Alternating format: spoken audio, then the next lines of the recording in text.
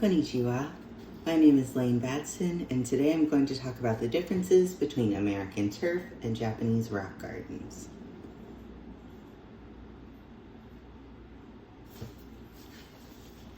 So I wanted to start this presentation with the inspiration for my project. Since I first arrived in Japan in early June, I've been in awe of the way people use space. In my neighborhood, everything that isn't paved is cultivated, from tiny plots of rice behind the hospital to yards full of gardenias and roses to ivy up huge mansions to the parks I'll cover later on. There's nothing like Kansas with flat nothing as far as the eye can see. I wanted to explore that contrast, and this is where it took me.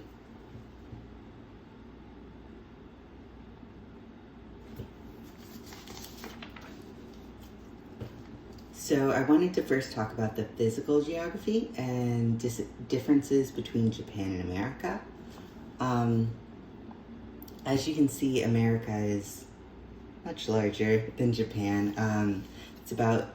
Japan is about the size of California-ish of the United States, and therefore they have to be very intentional about the land and how they use it. So to understand how we came to where we are now, we really have to go back to how the indigenous people did it.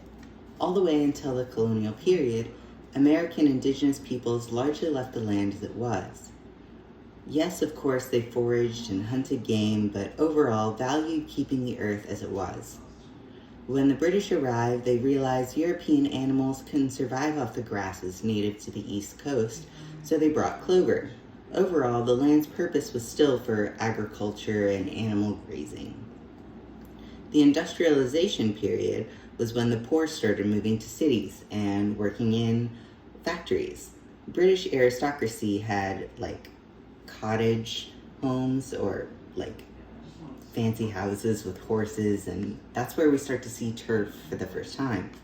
The religious reasoning behind this was that it was a parent's duty to support children, having a clean place to grow and play.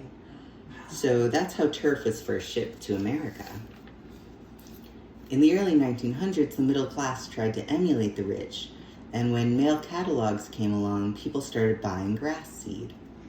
The poor, like many, including my grandfather's grandfather, had dirt yards until after World War I.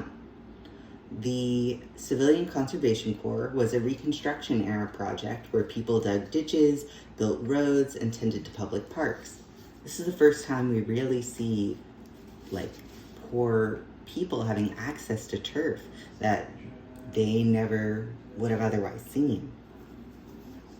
So into the 1940s, victory gardens during World War II were a propaganda pitch to boost morale in people's yards during the war. After World War II was the baby boom, and tons of single-family homes were built that had turf. That's where we get the white picket fence suburbia that we have today.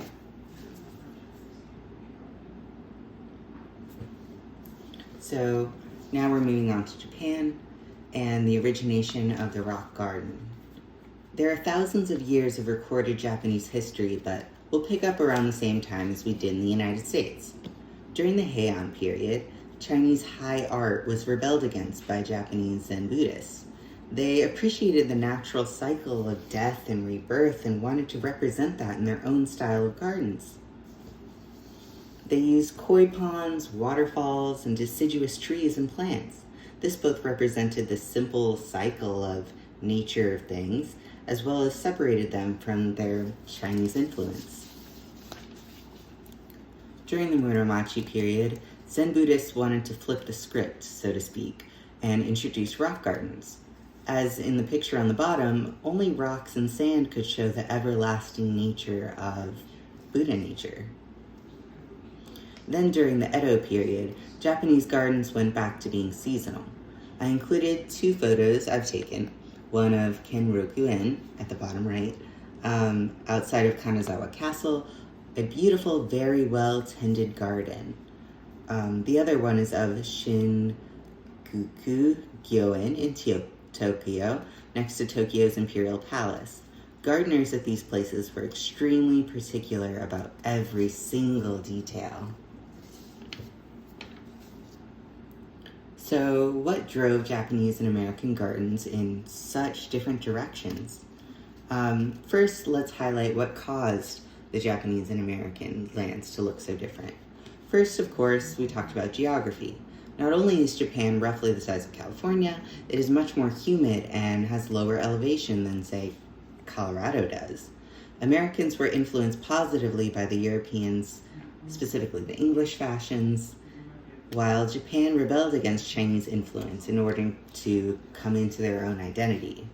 Both were also influenced by their own religious histories, Zen Buddhism and Protestant Christianity. So today we compared the gardening styles of two different countries, Japan and the United States. We talked about the fashions of China changing Japanese outlook and Americans' quest to prove their wealth and religious status by cultivating grass yards. So we have to ask ourselves then, what will we do with this knowledge? Maybe we can recognize that you don't need acres of land to cultivate your own environment. You can live in a tiny apartment and still have something grow. If you do own land, maybe this is an opportunity to grow something more gratifying than just turf. Now we know the history, we can choose our own path. All I ask is that you choose wisely. So, summary in Japanese. I don't have much time left. Nihon no ni wa America no yaro wa totemo betsu desu. America no yaro wa kutsa ga takusan arimasu. Demo, Nihon no niwaki to ishi ga arimasu.